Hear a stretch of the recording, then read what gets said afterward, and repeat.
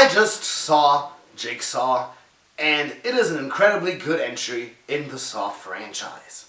Right off the bat, before I say anything else, if you were a big fan of the Saw series that ended in 2010, like I was, you are going to enjoy Jigsaw very much, because this is generally just a good Saw movie. No more and no less. Saw is directed by the Spirit brothers, who have also brought us the wonderful Daybreakers.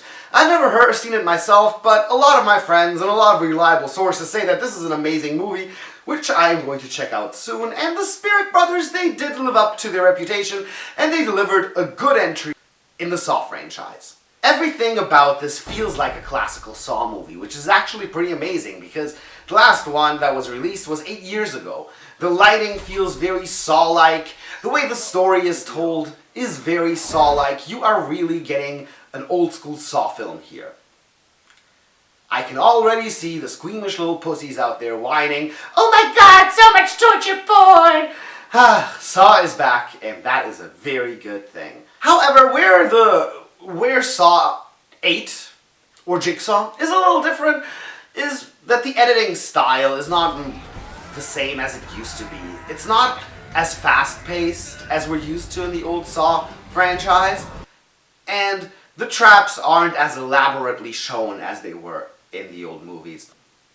What else I have to say is that all the old characters, like Dr. Hoffman, or Dr. Gordon, or Amanda, none of them are either referenced or mentioned at all. And the reason why I think they did this was because they wanted Jigsaw to be a franchise on its own, and not just be called Saw 8.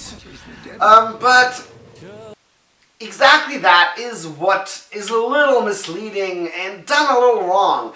I purposely went to see the film with somebody who never saw a single part of the franchise, just to see if the movie was justified to be called Jigsaw. Because if this is a new reboot of the Saw series, then a person who isn't familiar with the Saw franchise should feel at home and not have to ask any questions. The fact that John Kramer, the Jigsaw killer, had cancer is told in the story like it's something we all know. And people who aren't familiar with the Saw franchise don't really know about that. So that is why Jigsaw feels more like it should be called Saw 8 than the standalone first part of a new franchise. To the story. Just like in Saw 2, we have a group of people going through a bunch of death traps, as opposed to a single person going from one death trap station to the other.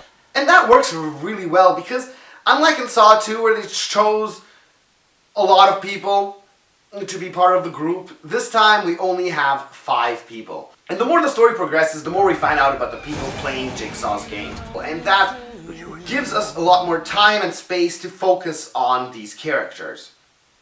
While the game is being played, you have detectives and police officers trying to find out what is going on in the background as a side story.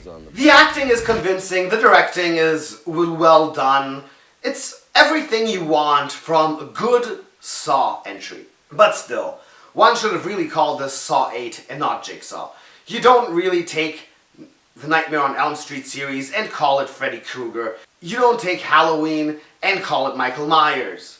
I know some people have done that. Texas Chainsaw has a sequel called Leatherface. Why do that? It's ridiculous. Tell the people what you're selling. It'll be more appealing to everyone. I don't know. Maybe it's just me being stupid. But all in all, check out Saw 8. It is really fun. It is your classic Saw franchise. You're gonna like it if you like the franchise. You're not gonna like it if you didn't. And that's all I gotta say.